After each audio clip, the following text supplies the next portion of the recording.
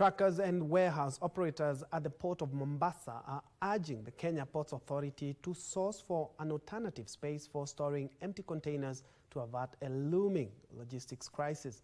Kenya International Freight and Warehouse Association KIFWA National Secretary Musa Mbira says hundreds of trucks are yet to be offloaded due to limited space for empty containers, which is pushing up the operational cost for transporters and importers. The Kenya Maritime Authority last week gave notice instructing shipping lines and agents operating at the Port of Mombasa to expedite the evacuation of empty containers currently lying within the port and at the port's Reeds interchange. The operators now want Kenya Ports Authority to consider temporarily sourcing additional space to store empty containers to decongest the port.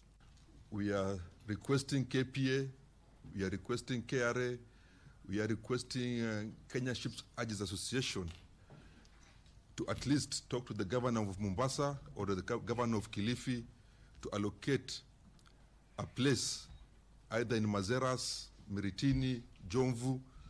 Those areas have a huge place, a chunk of land that they can come as a consortium and drop off containers at least for a period of 90 or 120 days.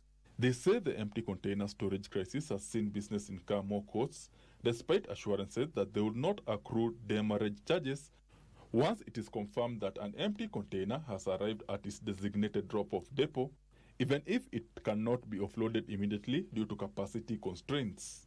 Shipping lines should not charge demurrage for container empties that have already been aligned at their empty depots for drop-off, and yet the depots are full, and they are telling our transporters that because you are empty, you are free